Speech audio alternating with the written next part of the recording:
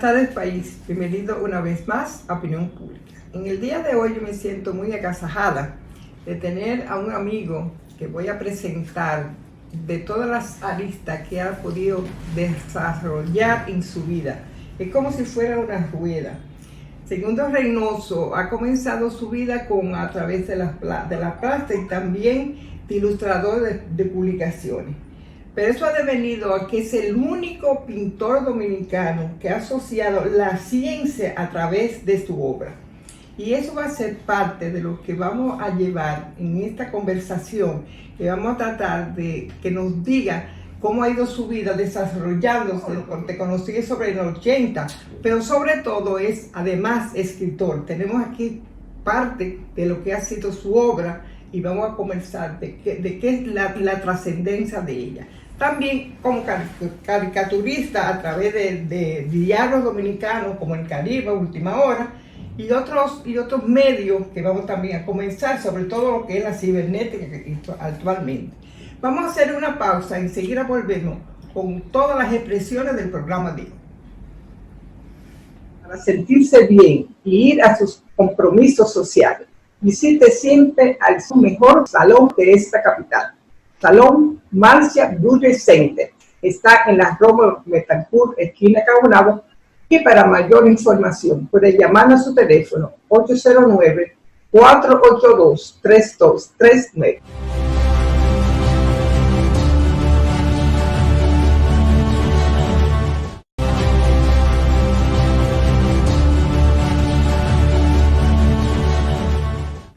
Segundo, en INEPRE tú y yo éramos también con José Enrique García.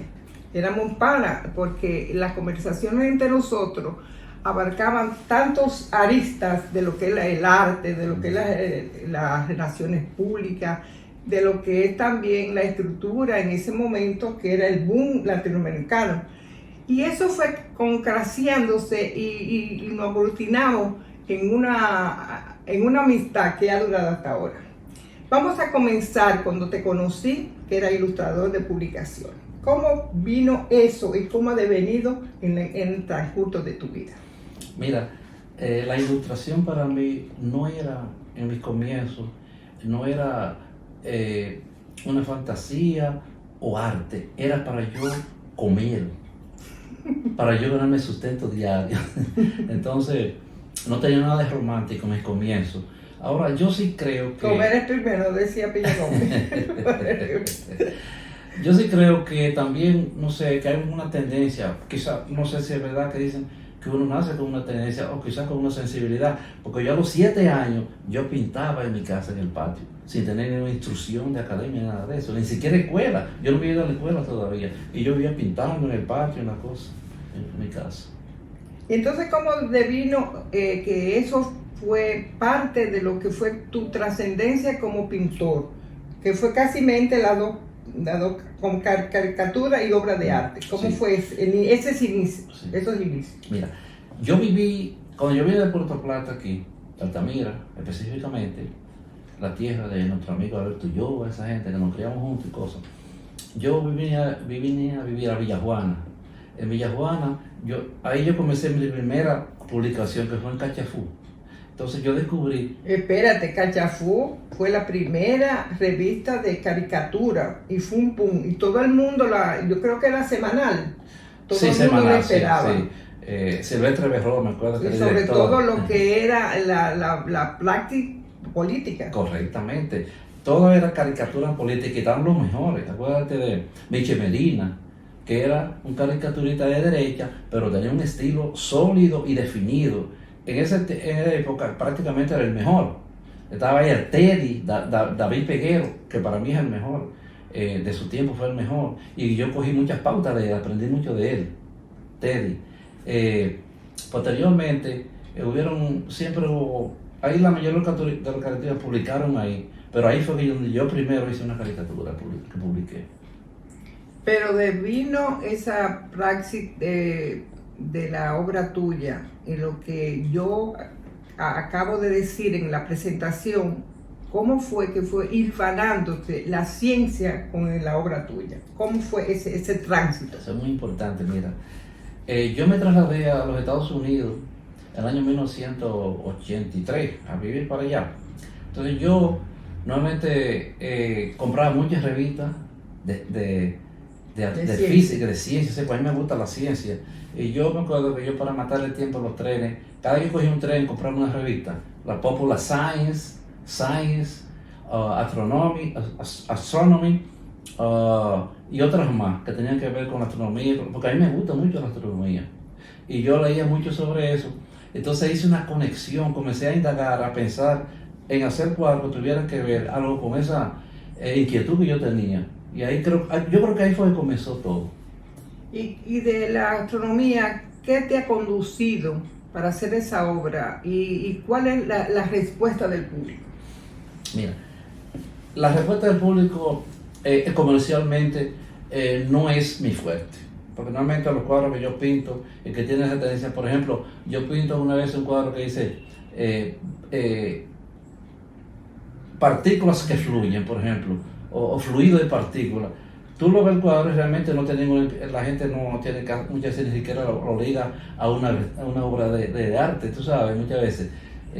A la gente, por curiosidad, quizás lo ven, algunos, otros no. Pero como yo me gusta esa cosa, yo siempre tengo mi subject, como dicen en Estados Unidos, como mi tema, aunque no las pueda vender, yo me gusta pintar esas cosas.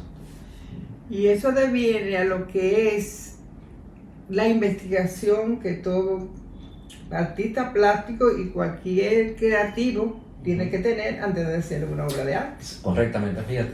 Siguiendo esa orden de pensamiento, yo creo que soy el único artista del mundo Certificado. que ha pintado 25 cuadros de Marte. Y lo presenté precisamente en la Academia de Ciencias, que tiene mucho que ver con eso.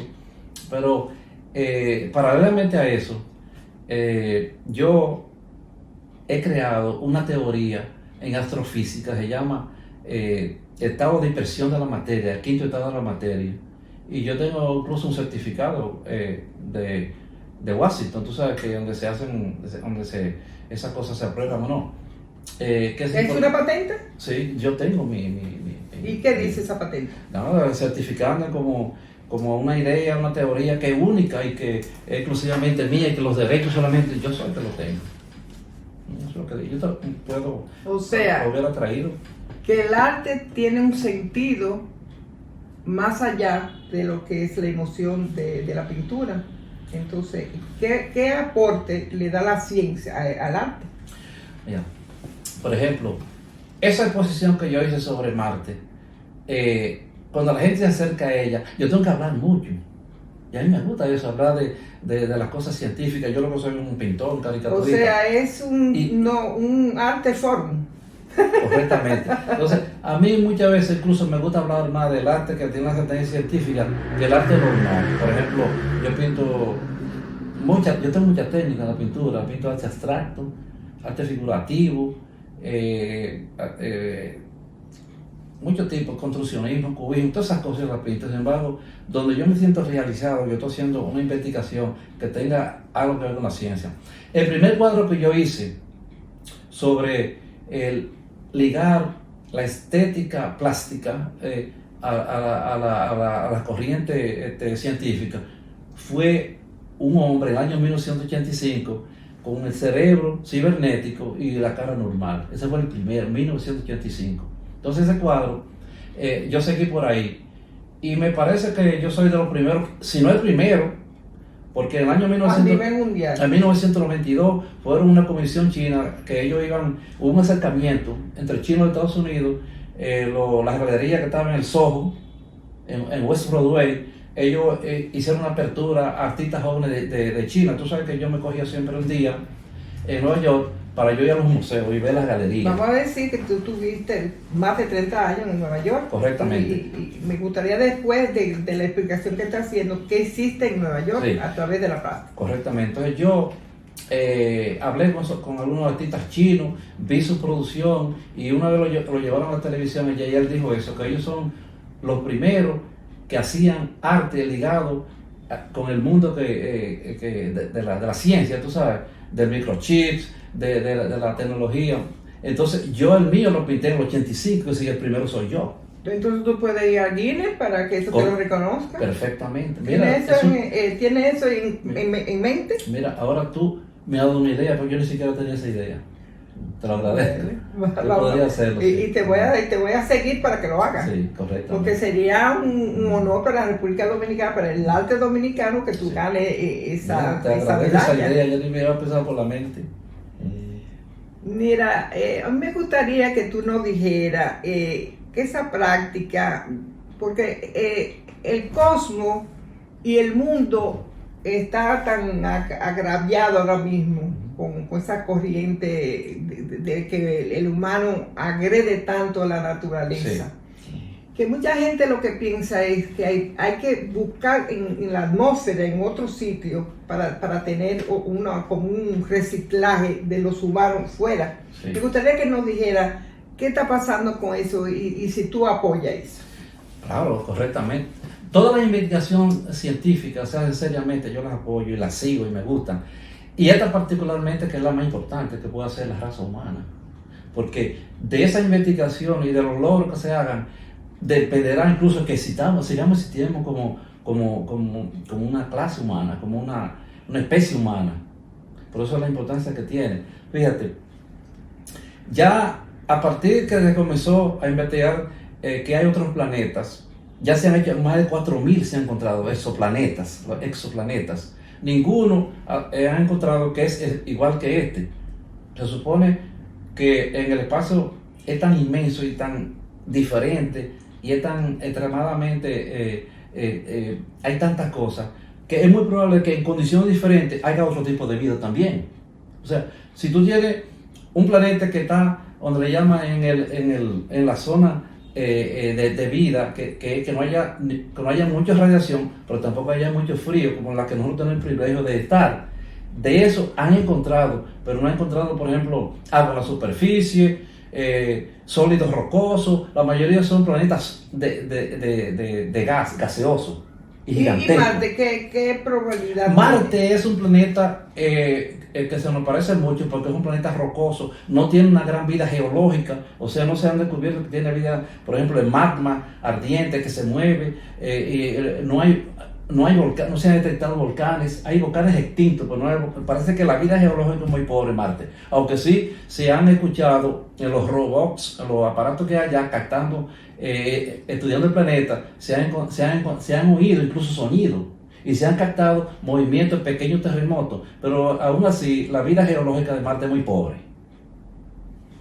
¿Y qué te parece el Musk, que está tratando de hacer viajes fuera de la Tierra? Ese caballero me merece mucho respeto, yo lo admiro a él, Elon Musk, porque esa persona, él trata de ser el pionero de la raza humana en el espacio y aporta de su peculio personal, él. Que sé que lo hace en serio. Él no está buscando dinero público ni del Estado, sino de su dinero. Él está haciendo esa contribución, esas cosas. Mira, el espacio es muy misterioso. El espacio es una cosa inconmensurable. En la teoría donde yo planteo de la dispersión de la materia, todo lo que tú ves que hay en el espacio, lo visible, los planetas, las estrellas, las nebulosas, las galaxias.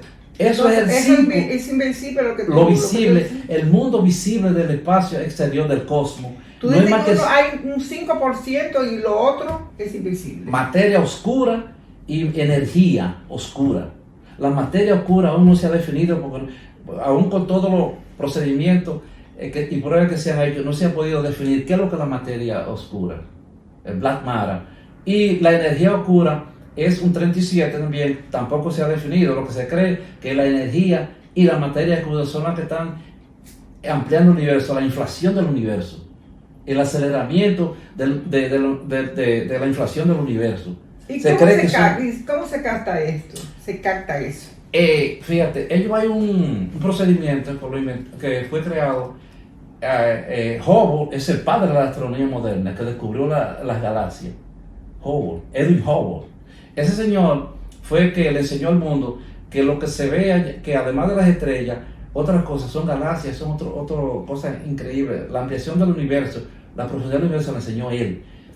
A partir de ahí se creó una escala para ver el universo que se llama el red switch, eso quiere decir el corrimiento al rojo. De acuerdo a los colores, tú sabes, están las distancias de siderales. Una, por ejemplo, se fotografió hace unos días, hace poco, con el nuevo telescopio. El Hubble le hizo un tremendo trabajo para la humanidad. Se descubrieron muchas cosas. Ahora, el James Webb, el nuevo que hay, que tiene otro tipo de óptica. La óptica tradicional no la tiene ese telescopio moderno. Son 18 paneles cubiertos de oro que captan señales infrarrojas. En el espectro infrarrojo de la luz es que está trabajando, captando señales, mientras que la óptica te da otro tipo de visión. Tú sabes, la visión en sí. Y entonces, ellos están captando cuerpos siderales increíbles, lo más lejano que sea posible. Incluso la semana pasada pusieron una foto de la galaxia, el cuerpo sideral más lejano que se conoce, de más de 13.000 millones de años, o sea, de los verdaderos inicios del universo. Entonces, ¿cómo se logra eso? Porque, como te digo, los cuerpos, en la medida que se alejan, reflejan otro tipo, una luz. Se comienza con la blanca, por ejemplo, las estrellas, una estrella que se vea blanca, azulosa, es porque es muy joven, tiene una cantidad de energía. Una estrella como el Sol, que es amarilla, más o menos blanca, tiene una edad media, tú sabes. Una estrella roja, como se va a poner el Sol en el tiempo, ya tiene una edad avanzada, como los seres humanos que ya somos viejos, tú sabes. Y luego posteriormente se convierte en una explosión y se convierte en una nova, una supernova, dependiendo del tamaño de la estrella. Pues una supernova. Entonces, de esa supernova, entonces, se desparrama de esa explosión una gran cantidad de material al espacio y se crean nuevas estrellas. ¿Sí? El espacio se está reciclando permanentemente. Tú y yo aquí somos hijos de estrellas. De lo que sí, nosotros somos polvo, residuos de esa estrella que explotaron, esa nébula. Un anillo que tú tienes de oro se creó en ese estado, una estrella que explotaba. No hay nada nuevo prácticamente, porque la materia no se puede crear. No hay nada nuevo bajo el sol. No, la materia se transforma, tú no puedes crear ni siquiera un gramo de materia, ni destruirla tampoco. Entonces, ¿se destruirá la Tierra con esa forma que tú estás diciendo? Que sí, todo claro, perece. La dialéctica. La dialéctica cósmica te dice a ti que sí, que eso es parte de reciclaje del universo. Nuestra Tierra se va a destruir un día. Cuando el Sol esté en su estado ya de final, que se amplía, que su tamaño va a llegar a la órbita de Venus, se amplía, ella tiene una etapa donde se destruye todo, ya la Tierra, prácticamente roja se va a ver, y todo va a desaparecer. Pero eso no es más que parte de la dinámica del universo, tú sabes, el reciclaje de todo. ¿Tú te acuerdas de Superman? Claro. Eso que tú estás diciendo me recuerda cuando yo era chiquitica que veía esa caricatura de Superman y había la kriptonita. La kriptonita, sí. Que eso fue lo que pasó cuando explotó. Sí.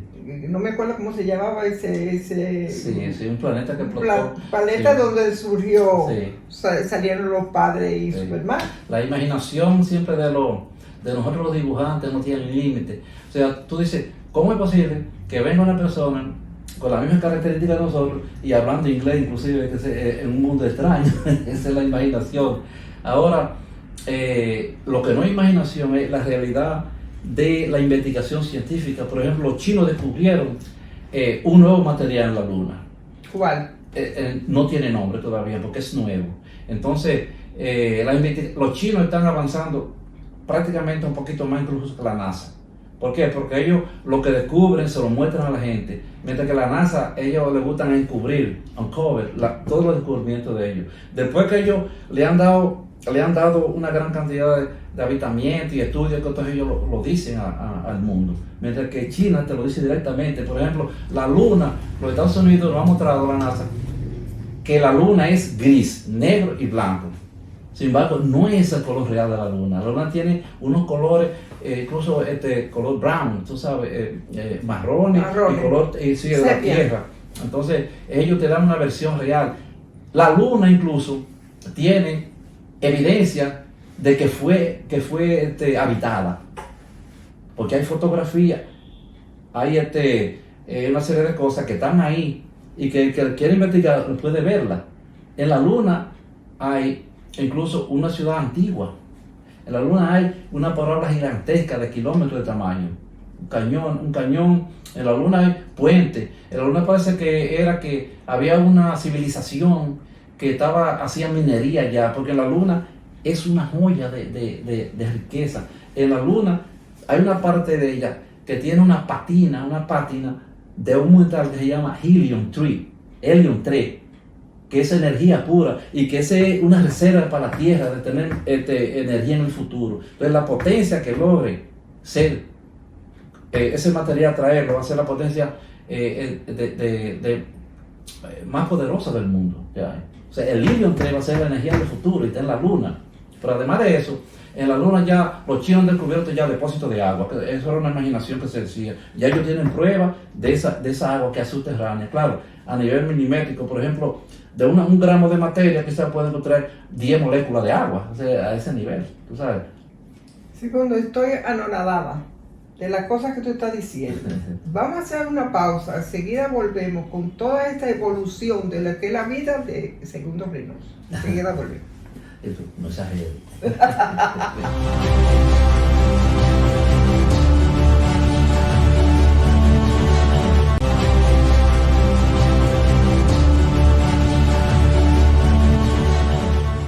Cuando tú fuiste a exponer en la Academia de Ciencia, ¿cuál fue la recepción de esos colegas tuyos que prácticamente te dieron esa oportunidad? ¿Cuál fue la recepción de la obra? Mira, dice que cada cosa tiene su público. Hubiera un público que fluyó allá, que me interesaba que lo vieran. Por ejemplo, Osiris de León, gente que están preocupada, que saben mucho de este tipo de cosas de la ciencia.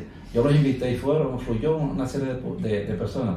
Invité incluso, si había una representación de la parte científica de los Estados Unidos aquí en el consulado, y fue una persona de la embajada incluso que me dio continuidad. Sí, pues yo quería que la NASA supiera que yo hice esa exposición.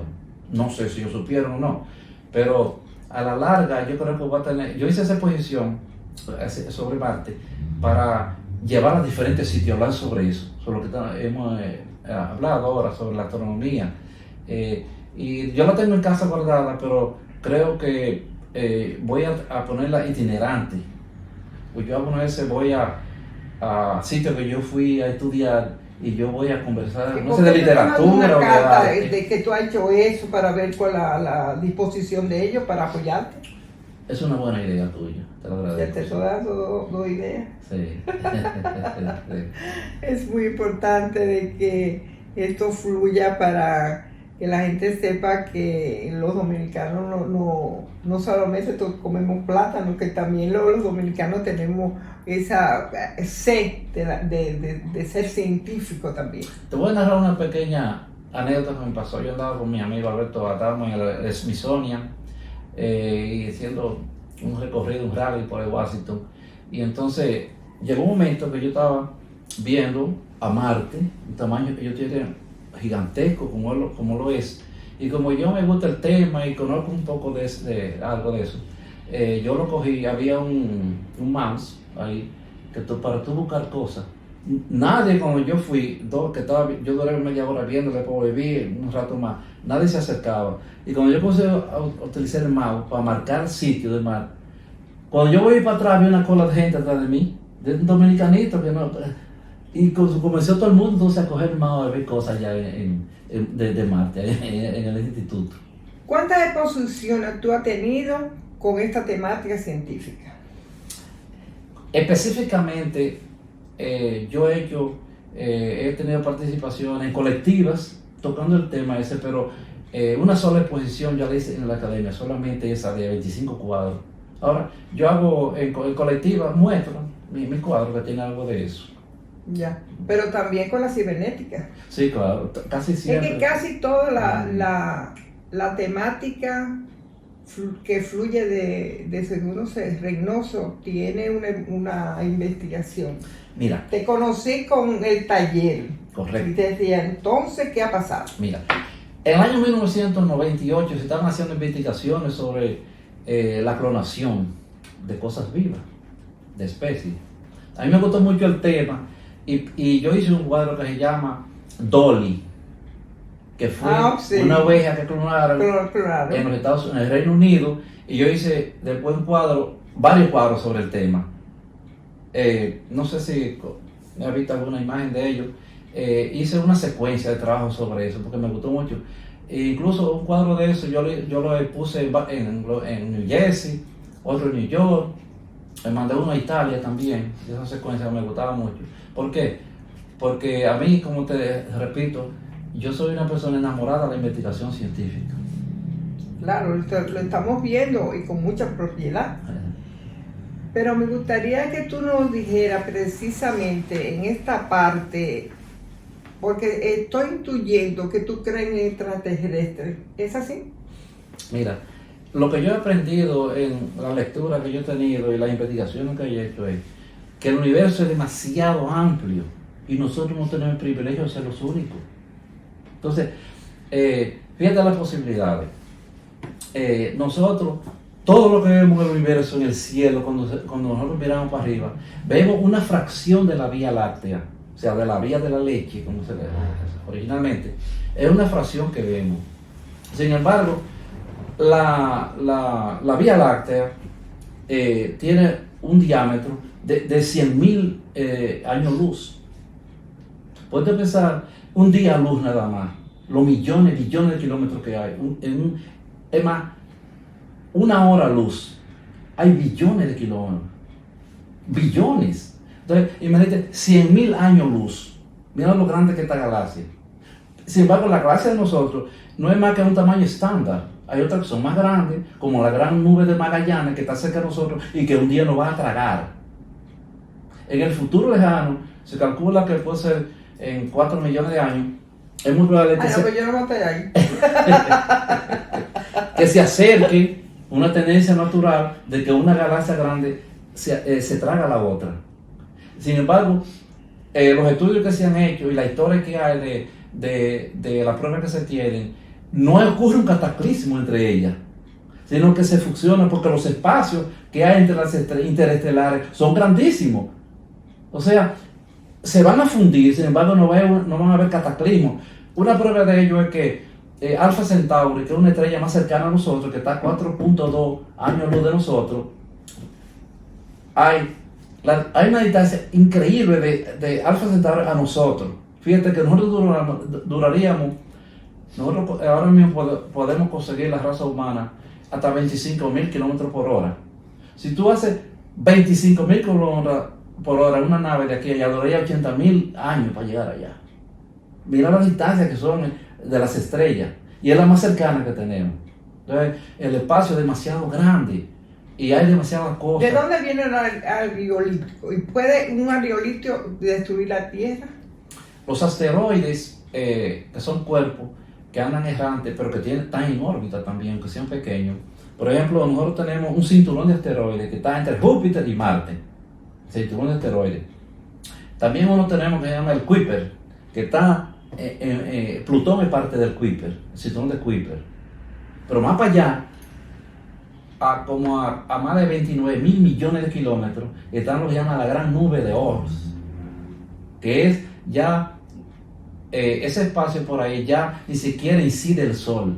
O sea, la influencia del Sol ya no existe por ahí, pero pertenece al Sol, a la órbita del Sol. Eso es para que tú veas la magnitud que tiene el espacio. Y los cuerpos, por ejemplo, mira,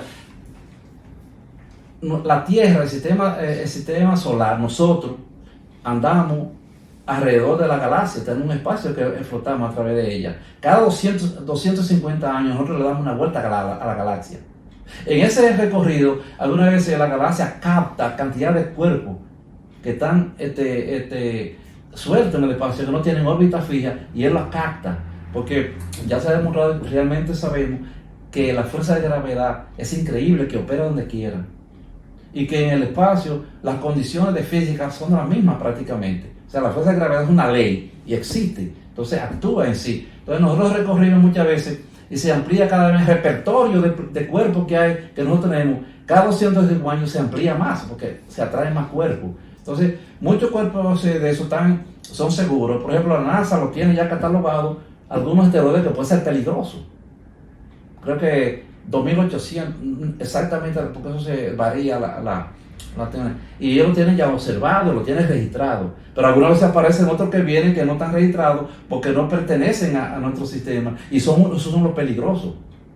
Que ya han atacado la Tierra otras veces y han destruido hasta el 80%. En el Cretáceo hubo uno que cayó y tumbó el 93% de las especies vivas. Es decir, que eso es un peligro latente que nosotros tenemos. Entonces, ¿cuál es la tendencia natural de una persona que esté en peligro? Sus instintos le dicen que tiene que ocupar los espacios. Y eso es lo que están haciendo las potencias, investigando a ver dónde está ese espacio que se parezca a nosotros para nosotros tenerlo de reserva y preservar nuestra especie. Ya. Mira, pero como tenemos tantas aristas de tu vida, sí, vamos a dejar hasta ahora. Okay. ¿Hay alguna, tienen en proyecto alguna, ¿cómo se llama?, exposición de esta temática? No, ya yo no voy a hacer. La próxima exposición que yo haga, tener un proyecto, va a ser el cuadro con otra cosmovisión. No van a ser siderales. Tiene una inspiración real de nosotros, de la cotidianidad, pero claro, como a ti siempre, yo le doy un poco de misterio. Yo, por ejemplo, alguna parte de mi vida, tú tienes que dejar un legado, todos los seres humanos. Yo, por ejemplo, que viví más de 30 años en Estados Unidos, yo traté de dejar los míos allá también. Y nosotros, modestamente, creado allá dos galerías de arte allá, que estamos operando totalmente a cabalidad, full, el año entero, sí. Llama del Río Gallery 1 y del Río Gallery 2. Eso es parte de que nosotros ayudamos a crear esas escuelas, de esa galería, para que pongan los artistas latinos, todo tipo de artistas. Ahí se hacen muchas actividades culturales, puestas en libre circulación. Hay personas que hacen con piano, hacen performance musicales, muchas cosas ya, porque la cultura dominicana está en el Alto Manhattan, es muy variada y ahí hay cabida para todo el mundo, tú sabes. Entonces nosotros nos sentimos orgullosos de que modestamente contribuimos a dejar un legado cultural, tú sabes.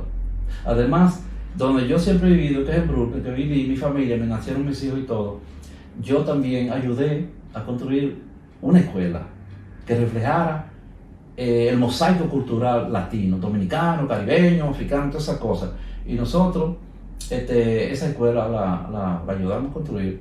Y nosotros, frente con la autoridad máxima de educación, de Board of Education, del presidente de Brooklyn, de la autoridad máxima, tuvimos el honor de cortar la cinta de inauguración de esa escuela, tú sabes.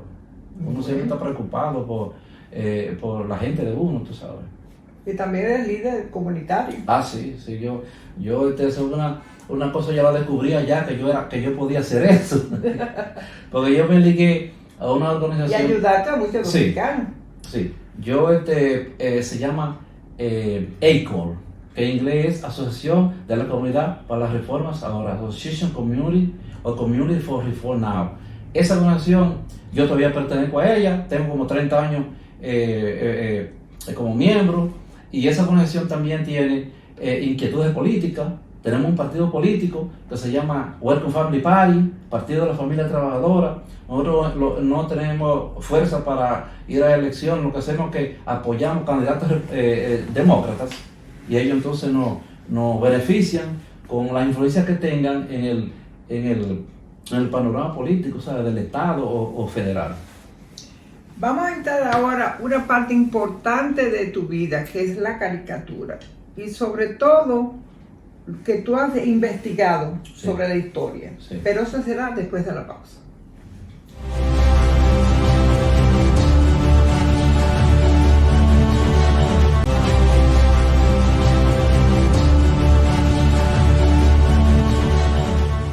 Segundo, ¿qué ha pasado con tu caricatura? Y veo que tú has sido investigador de la misma, de la historia de la caricatura dominicana. ¿Me podrías dar un tip de esta historia?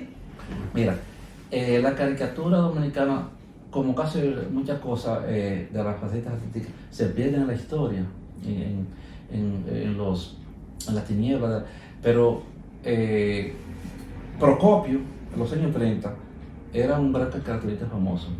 Había una revista aquí, tú sabes que la dirigía una persona, allí en una serie de gente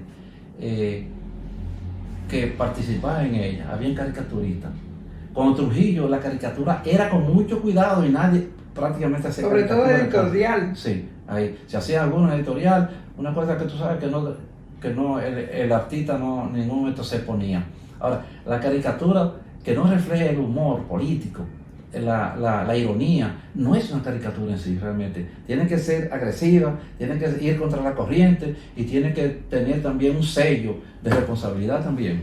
Entonces, por ejemplo, a partir de la muerte de Trujillo aparecieron algunas orientaciones sobre eso, revistas, algunas cosas. Cachafú fue una de ellas, la primera, que tenía la más importante.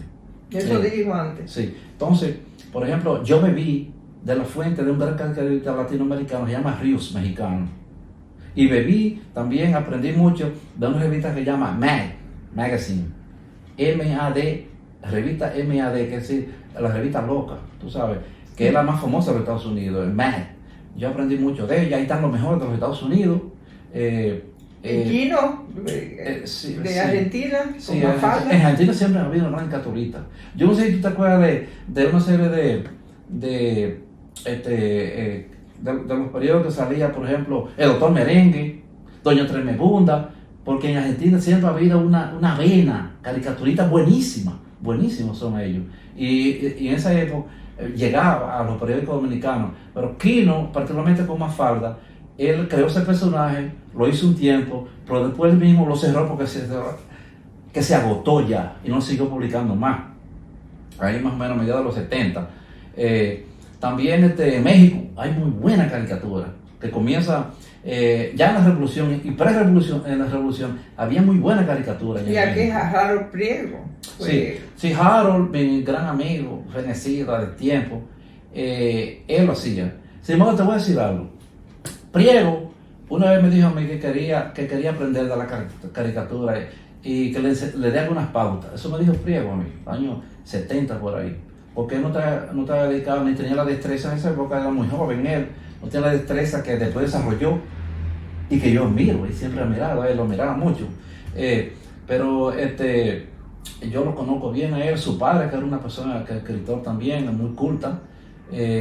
Y actualmente hay muy buenos caricaturistas aquí, todavía. Y no veo por qué mi querido amigo Teddy, que también yo aprendí mucho con él, lo considero uno de los mejores del país, no está publicando cosas ahora, y eso es, el país está perdiendo que no está haciendo cosas aquí. Segundo, yo creo que tanto en la plástica como en la caricatura, si un actor no tiene la suficiente bagaje y la suficiente cultura, no puede hacer ninguna de las dos cosas. Bingo. Háblame de eso. Bingo, como dicen el decían los Estados Unidos. Eso es determinante. O sea, si como todo medio como toda cosa que comunica y que enseña, tú estás enseñando con la caricatura, te estás educando. Entonces para tú educar, tienes que saber. Eso lo usan para los niños a través de la caricatura, como aprenden. Y tú, el saber debe ser infinito. Y para tú educar, tienes que saber. O sea, una irresponsabilidad de una persona que haga un cuadro y no sepa la historia del arte incluso. Tú tienes que saberla. Porque llega un momento... Tienes que leer y estar actualizado. Y el caricaturista es más que un pintor en eso.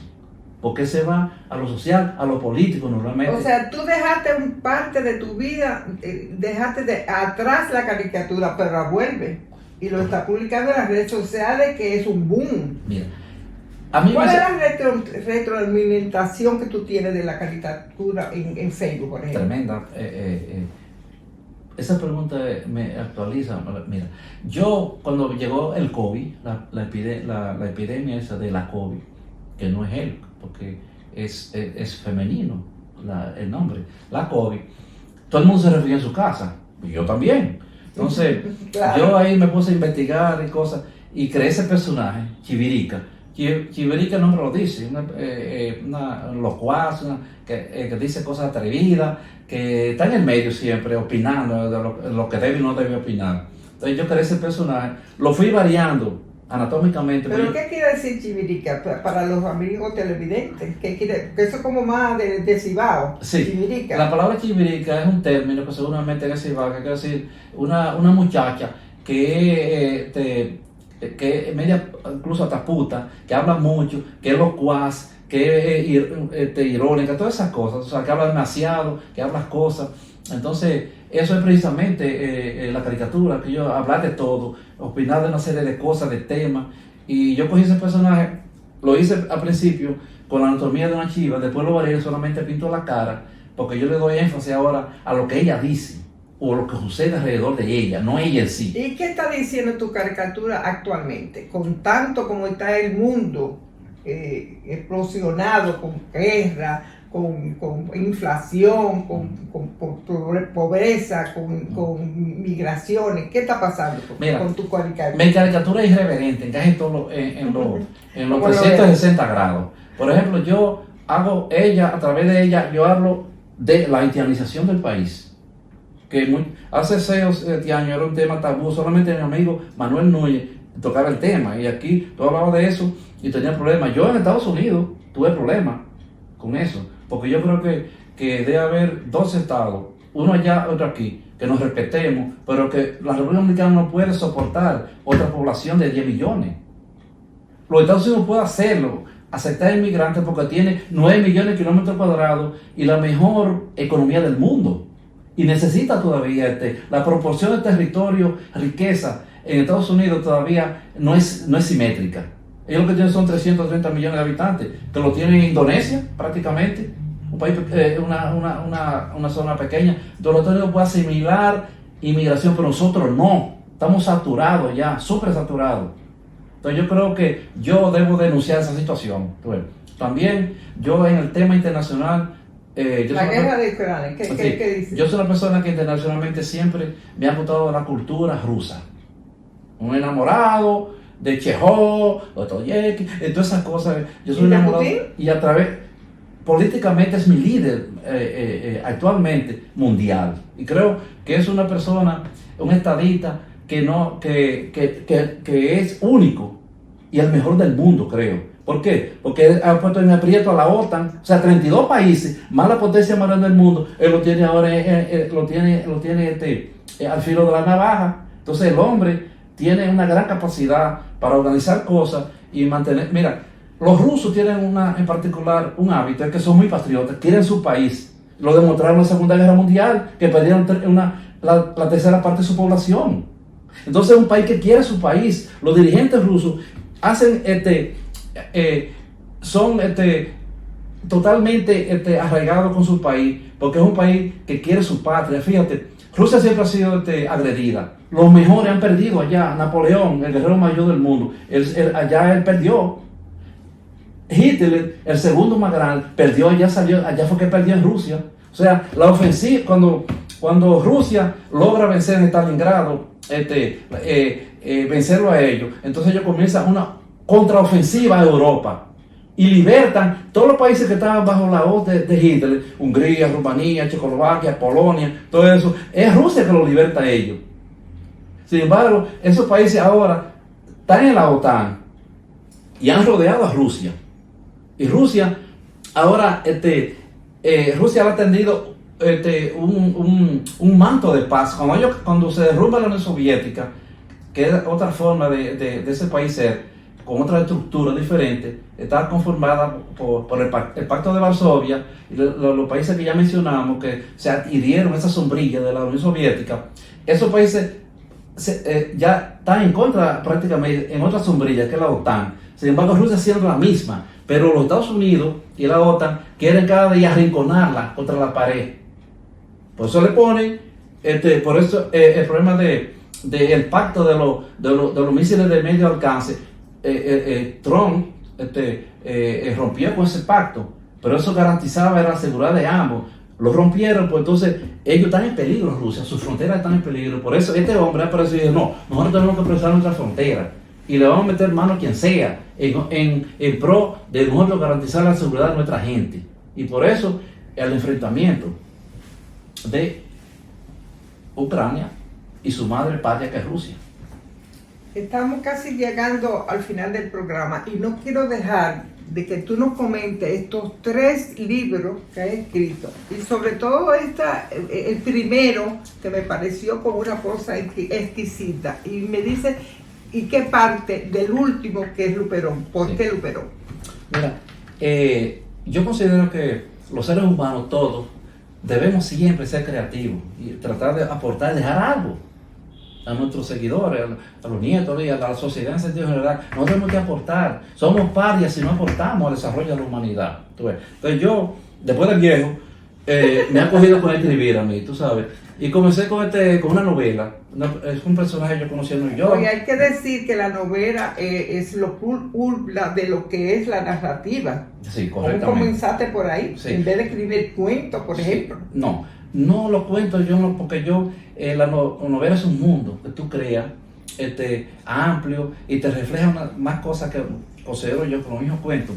Entonces, esto de una realidad que yo conocía ya, hice una novela como debe de ser. Entonces, refleja la vida de latinos en New York, pero también refleja la vida de origen que nació aquí en este país, en un campo, que vivió en la capital y que ahora vive en Nueva York. Esas 3 etapas de desarrollo de esos seres humanos y la protagonista, ella tiene diferentes tipos de vida en cada nicho ecológico de eso, en cada ambiente. Pero yo lo reflejo ahí. Además refleja condiciones de ser humano que son como la vida paranormal y una serie de cosas en la novela. Pero no es ficción eso. No, bueno, es ficción alguna parte porque no fuera novela. Yo cojo la realidad y te la le hago cambios, le invento cosas, pero sigue siendo, todas las cosas prácticamente nacen de la realidad. Tú puedes tener una imaginación incluso sideral, pero siempre todo en base a una realidad que parte, ¿sabes? Por ejemplo, a mí me gusta mucho la novela francesa, muchísima. Tú la coges y es lo mismo, es un mundo ficticio, pero partiendo de una realidad. Madame Bovary, ¿tú quieres una cosa más realista que esa? Sin embargo, una novela. El segundo libro mío, Memoria de New York, es prácticamente que yo le enseño a la gente lo que es New York, las cosas importantes de New York, lo que es Wall Street, Parque Central, la historia de Brooklyn Bridge, las cosas más importantes, porque allá hay gente que pasan 40 años y no saben lo que es, por ejemplo, la historia de Brooklyn Bridge, de ese puente, o del puente de la 59, o cómo nació Wall Street. Y no van ni siquiera a los museos. No van. Entonces, yo trato de enseñar a la misma gente de uno lo que es New York, una forma didáctica. Además, hay cosas mías dentro del libro que me pasaron a mí. O sea, yo tuve yo conviví con muchas culturas diferentes, judío, africano, asiático, chino, europeo, y yo narro algunas de esas experiencias ahí también. En el tercer libro, que es la última novela que yo hice, de Luperón, yo considero que Luperón es quizás paralelamente a Duarte la persona más importante de la historia dominicana, porque fue el hombre que se atrevió, teniendo un origen tan humilde, como que a los 12 o 13 años todavía no tenía prácticamente una escuela. Entonces, y como una persona trabajando en Jamao al norte, cortando madera, con 13 años dirigía un equipo de hombres, o sea, y él en la noche estudiaba en la casa de Dubó, una cabaña que tenía ahí, y estudiaba la cultura universal. Y este hombre, con estos extremos de deficiencias y cosas, logró tener un liderazgo tan grande como Luperón, que ni Duarte lo ha tenido. ¿Tú sabes por qué? Porque Luperón se ligó con los grandes figuras de Europa. La reina Victoria, en esa novela se ve cómo cenaron juntos en el palacio. Y él se ligó a personas como de la talla de grandes escritores que había en Europa. Eran amigos de él. Él trajo aquí al gran Hostos y lo apoyó. Aquí vino Betance, Emeterio Betance, el gran de Puerto Rico, y muchísimos líderes latinoamericanos, porque él creía en una cultura latinoamericana del Caribe. Este hombre, oye, con un origen tan humilde, que andaba descalzo a los 10 años, sin instrucción, se convierte en una persona que en la historia dominicana no tiene parangón, no tiene otro igual.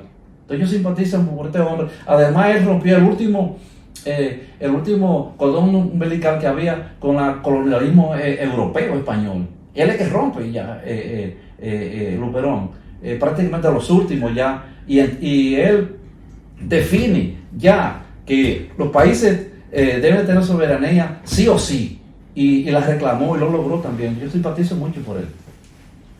Por último, queda un minuto. Tú planteas ahí que podría ser el cuarto padre de la patria, y yo creo que el único que debe ser es Duarte. Sí, muy bien. Fíjate, ambos tuvieron escenarios diferentes y cosas, por ejemplo, Duarte es el creador de la nueva república, Duarte, la primera etapa. Ahora, fíjate que el año 1861 Santana rompe esa situación y hace un país dependiente, una colonia, la anexa de España. ¿Quién se encarga de restablecer el orden otra vez? El Luperón. Entonces, para mí, Duarte y Luperón tienen la misma condición de liderazgo y de altura. El mismo tono de la soberanía. Sí, correcto. Los dos tú. Sí, los dos.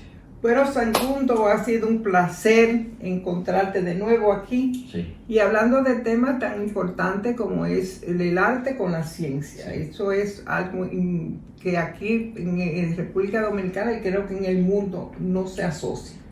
Te doy las gracias por venir y darnos estas primicias y desearte mucha suerte en esta lógica que has encontrado en tu devenir como creador plástico. Yo te agradezco mucho la invitación, porque estas cosas que hemos hablado, tú casi no encuentras escenario para decirlas.